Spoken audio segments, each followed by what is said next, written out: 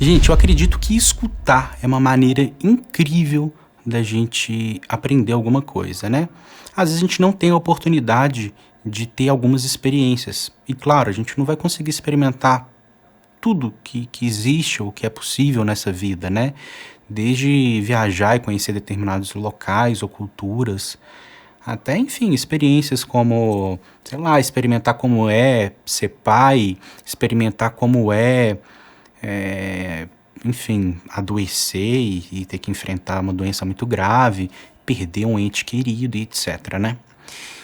Então, quando a gente tem a oportunidade de conversar com as pessoas de maneira íntima, isso nos enriquece muito, especialmente se a gente está aberto a isso. Como psicólogo, eu tenho a oportunidade de escutar as pessoas de um jeito que as outras pessoas de maneira não têm. Porque a nossa escuta é muito específica, é uma escuta sigilosa e é uma escuta muito íntima. As pessoas conversam com a gente coisas que muitas vezes elas não falaram para ninguém ou para pouquíssimas pessoas. Isso coloca a gente, psicólogo, clínico, num lugar de conhecimento muito específico e muito interessante, assim como outras profissões. Tem outras profissões que permitem que a pessoa tenha uma experiência única, né? E aquilo molda e aquilo enriquece o sujeito, né? Então, meu objetivo com esse vídeo é não esgotar o assunto, porque acho que é muito mais do que 8 coisas que eu aprendi sendo psicólogo, mas eu selecionei 8 coisas.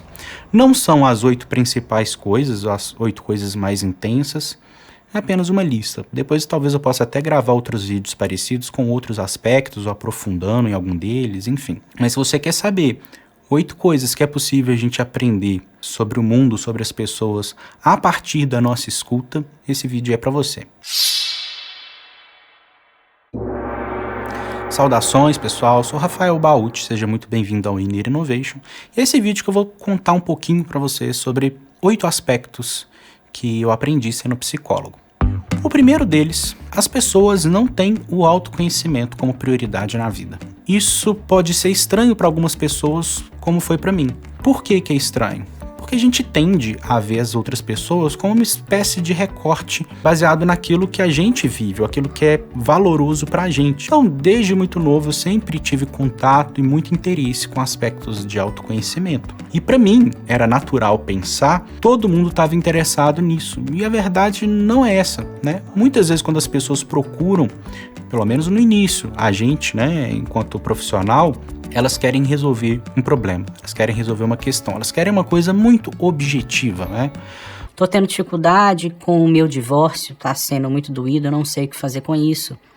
Procura a ajuda de um terapeuta. Tô tendo um problema com vício, já tentei de todas as maneiras e eu não consigo me desvencilhar desse hábito. E às vezes procura um profissional. Enfim, as possibilidades são inúmeras, mas muitas vezes e com uma certa frequência a gente é colocado no lugar daquele que tem um conhecimento técnico e que vai oferecer aquela técnica específica para resolver aquele problema. Nós temos sim ferramentas e maneiras de trabalhar de maneira mais objetiva, mas a coisa não é bem por aí.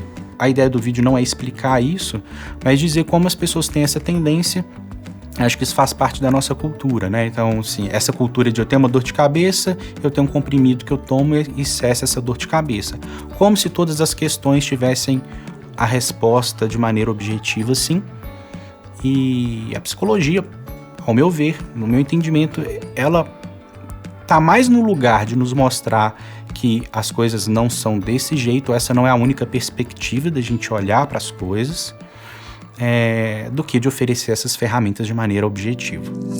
A segunda coisa que eu aprendi é que realmente confirmar que a arquitetura simbólica das pessoas é realmente muito distinta. Então as pessoas vivem as mesmas experiências, mas sentem, né, mas interpretam as vivências de maneira muito diferente. Elas dão sentidos muito variados para as coisas, né? Então, duas pessoas podem passar por uma experiência complicada de divórcio, de serem traídas, e uma delas pode sentir uma raiva muito intensa, muito ódio, e a outra pode ficar depressiva e triste, né?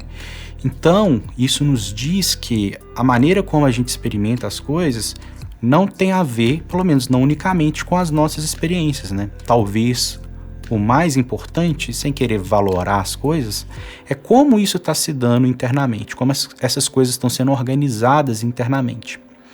Mas eu também não tenho essa percepção muito radical de que tudo depende do nosso pensamento, enfim, né? A gente é influenciado pelos aspectos externos e às vezes de maneira muito objetiva. Então a gente tem que tomar cuidado para não psicologizar demais, achar que tudo é psicológico, mas também não desvalorizar esse aspecto tão importante que é como nós vamos interpretar as coisas, né? As vivências, os estímulos, os objetos, a vida. Isso aí vai determinar muito do que a gente sente e de como a gente vive. Terceiro aspecto muito interessante, observar que as coisas não são isoladas, né? Existem planos de correspondência, né? O que eu quero dizer com isso? Às vezes a pessoa tem toda uma questão de não conseguir arrumar o quarto está sempre bagunçado, ela tenta arrumar, mas não consegue, ou tem preguiça de fazer isso, né? E isso como uma espécie de sintoma, isso nos indica alguma coisa. E isso possivelmente vai ser observado em outros planos, de outras formas, né? Então, o quarto está bagunçado, será que essa pessoa está com uma ideia bagunçada da própria vida? Será que ela tem as relações também de maneira bagunçada e tal? E isso é muito interessante porque nos ajuda a abordar determinados aspectos mais da essência, né, sem ter que ter um conflito, né? Você pega uma pessoa que tem um problema com o quarto bagunçado, não adianta uma abordagem direta do tipo, vai, arruma seu quarto, né? Porque a gente precisa entender mais profundamente o que isso significa, né?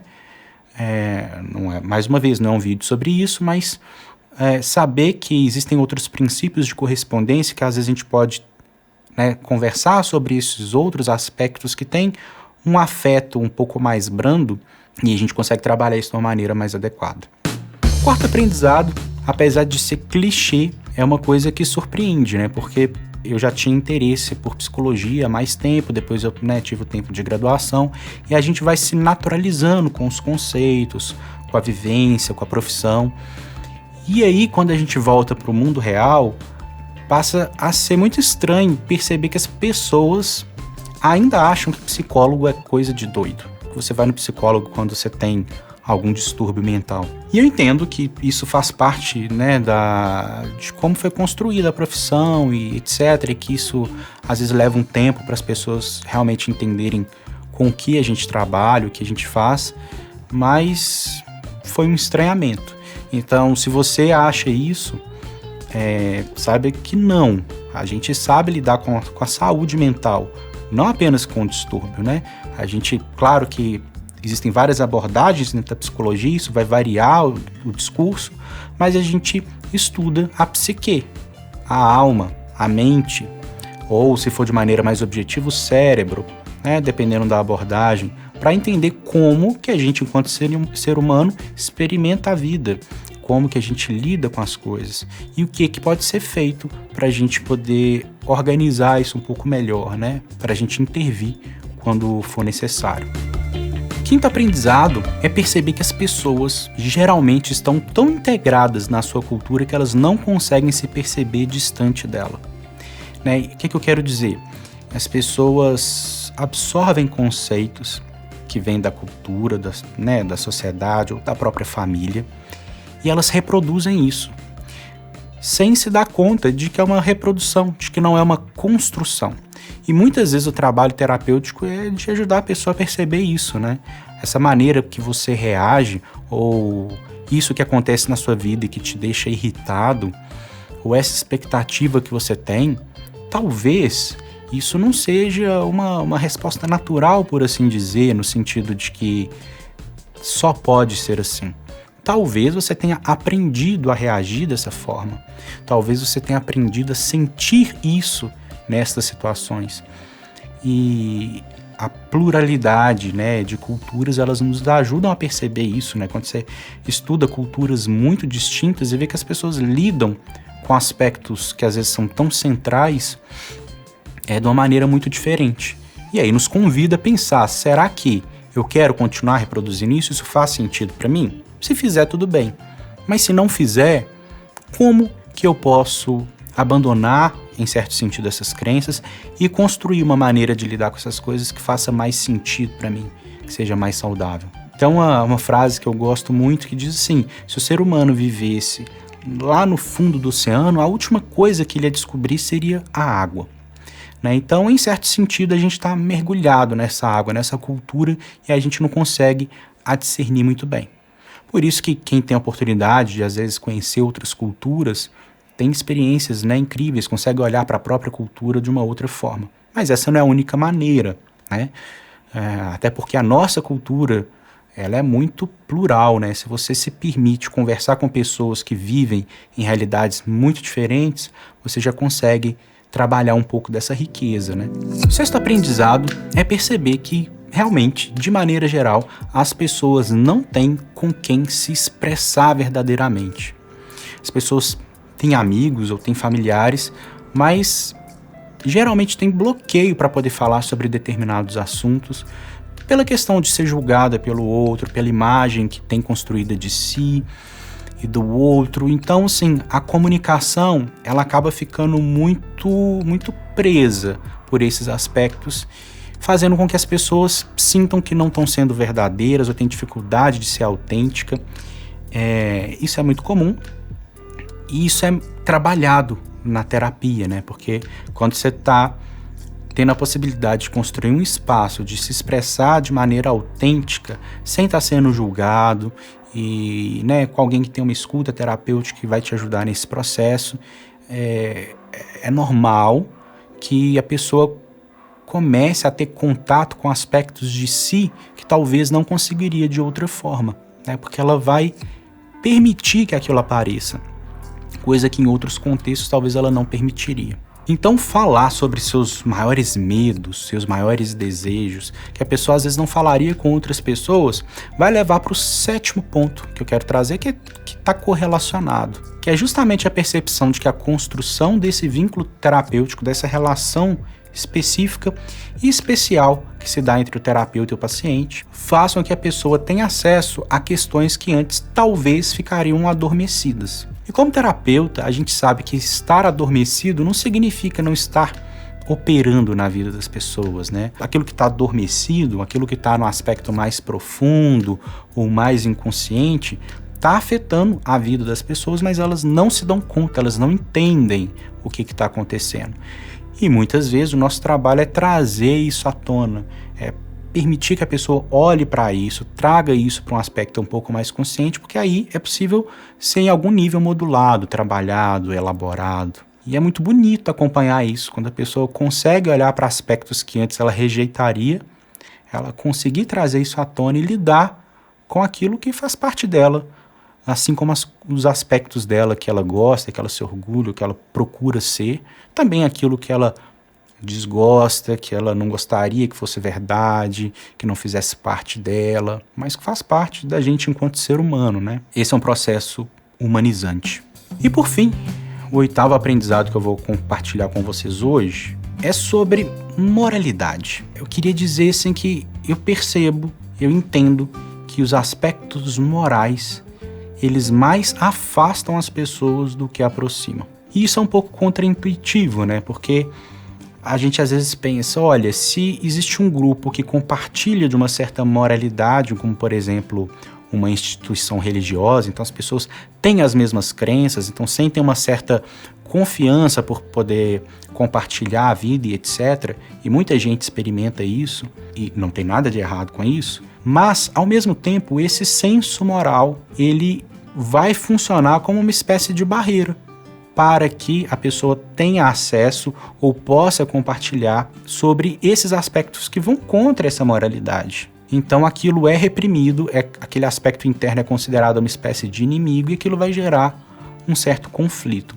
Então as pessoas se aproximam, mas elas geralmente, tá? Eu não estou dizendo que isso é uma regra, mas geralmente elas se aproximam dentro dessa construção do que é esperado dela naquele contexto. Então a pessoa vai se sentir aceita se e somente se ela estiver correspondendo àquele senso moral. E isso é complicado no sentido da pessoa não poder expressar aquilo que é autêntico, as suas realmente as suas dificuldades, as suas discordâncias, etc. Porque isso poderia, para um grupo um pouco mais rígido, quebrar ou ferir essas regras implícitas e não ditas daquele grupo, né?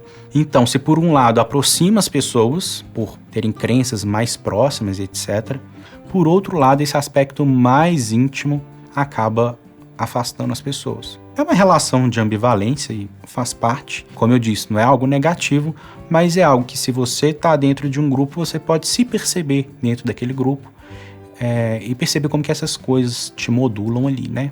E se você tiver outras relações com outros contextos, provavelmente vai permitir que outros aspectos de você mais internos possam aparecer também, né? E se você tiver a oportunidade de ter relação com um terapeuta, provavelmente e possivelmente essa relação vai se dar ainda no âmbito mais amplo e mais aberto, né? Se a construção do vínculo estiver legal. Então é isso aí, gente. Esses foram 8 aprendizados que eu tive, né, experimentando uma parte da minha vida, atuando como um terapeuta, né, escutando as pessoas, oferecendo um tempo para poder escutar, entender e ajudar as pessoas com as questões delas. Você se surpreendeu com alguma dessas coisas que eu falei? Você achou interessante? Você discorda? Você, como terapeuta, tem outros aprendizados? Ou você, como paciente, o que você imagina sobre isso? Deixa aí nos comentários que eu quero ouvir o que vocês têm a dizer também, tá bom? Eu vou ficando por aqui e até o próximo vídeo. Falou!